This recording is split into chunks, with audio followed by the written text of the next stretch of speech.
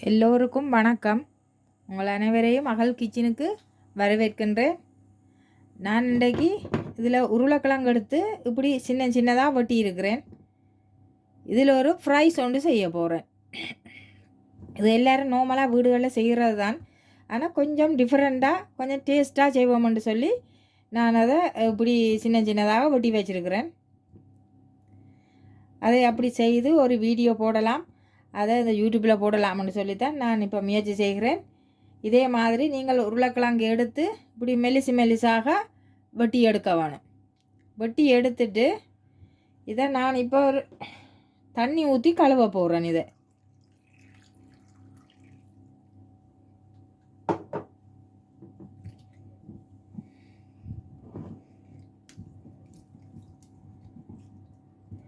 இதை இப்படி வடிவாக கழுவி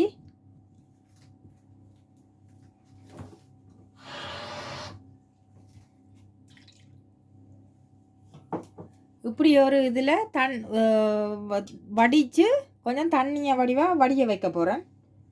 இதை முதல்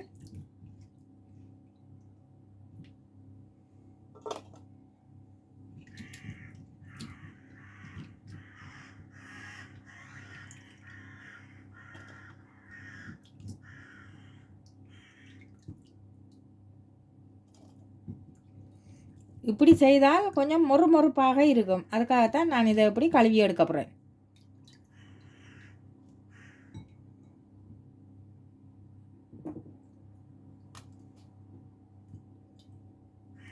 இது பார்த்தீங்கன்னு சொன்னால் இப்படியே நான் இதில் தண்ணி வடிய வைக்க போகிறேன்.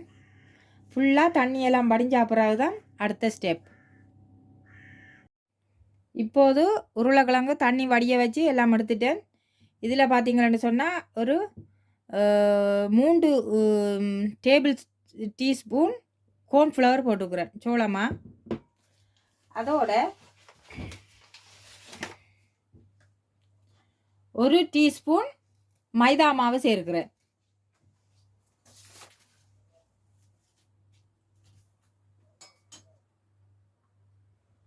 இதுக்கு இவ்வளவு சில்லி ஃப்ளேக்ஸ் சேர்க்கிறேன்.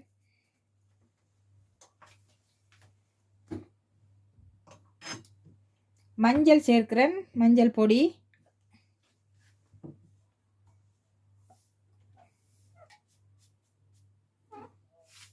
இதுக்கு தேவையான அளவு உப்பு சேர்க்கிறேன்.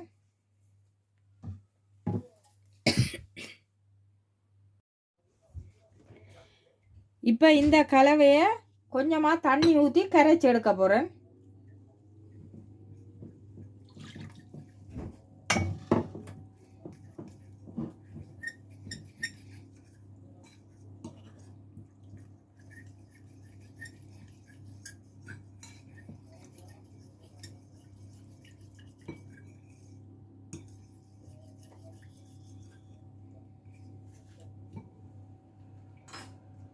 இப்போ இதுக்குள்ள பார்த்தீங்கன்னா பாஸ்லி கொஞ்சம் சேர்க்கிறேன்.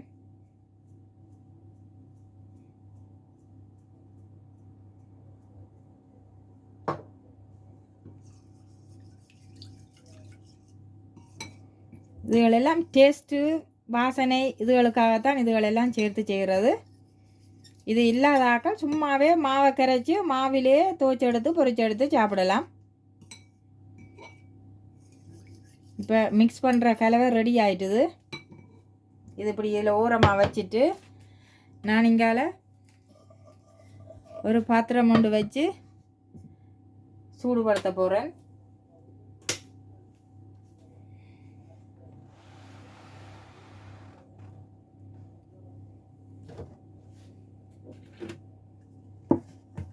இதில் நான் ஆயில் சேர்க்கிறேன்.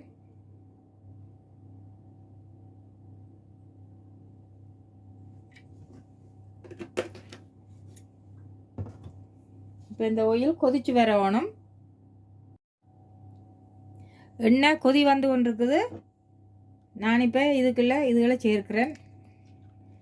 இப்படி இந்த இதில் பிரட்டி எடுக்க போகிறேன். வடிவாக வடித்து எடுத்துட்டு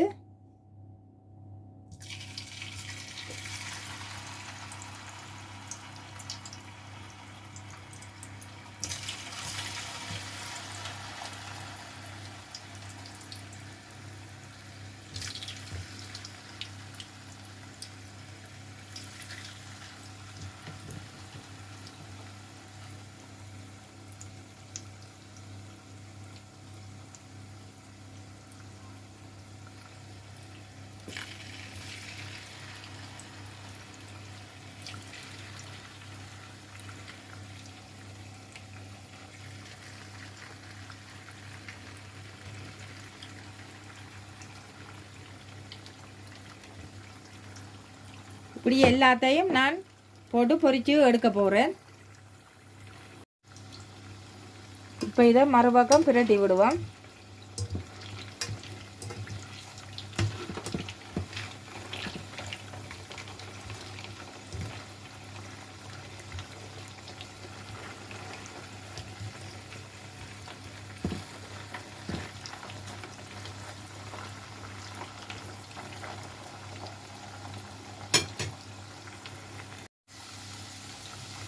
இப்போ அது எல்லாம் பொரிஞ்சு வந்துடுது.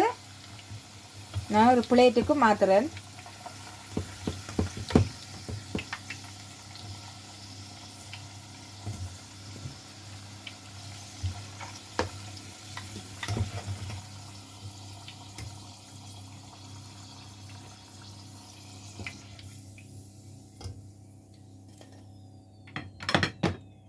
இதே மாதிரி நான் இருக்கிற மிச்ச உருளைக்கிழங்குகளையும் போட்டு பொரிச்சு எடுக்க போகிறேன்.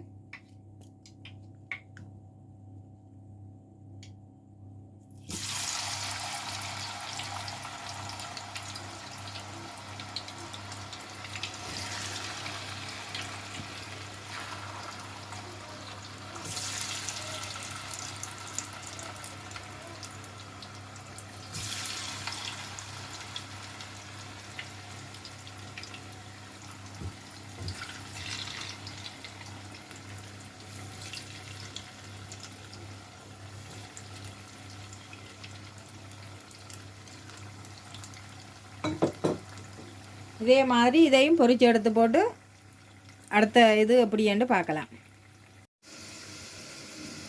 இப்போது பொட்டேட்டோ ஃப்ரை ரெடி ஆகிட்டுது. இதை பார்த்தீங்களேன்னு சொன்னால்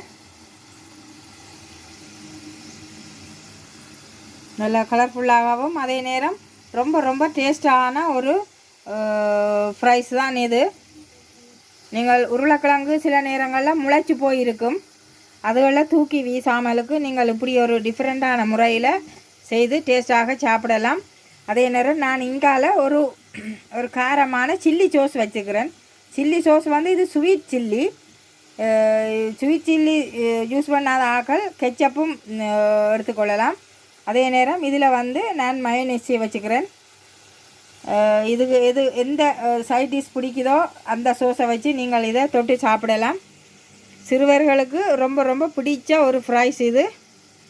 ரொம்ப டேஸ்டானது, அட்டகாசமானது. இதை சாப்பிட்டால் திரும்ப திரும்ப செய்ய தோன்றும். அதே மாதிரியான ஒரு ரெசிபி தான். இந்த நான் செய்து காட்டின இந்த ரெசிபி உங்களுக்கு பிடிச்சிருந்தால் அகல் கிச்சன் என்ற சேனலை சப்ஸ்கிரைப் பண்ணி விடுங்கோ, லைக் பண்ணி விடுங்கோ.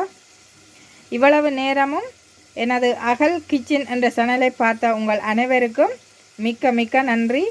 நான் மீண்டும் உங்களை இன்னொரு வீடியோவில் சந்திக்கின்றேன். நன்றி, வணக்கம்.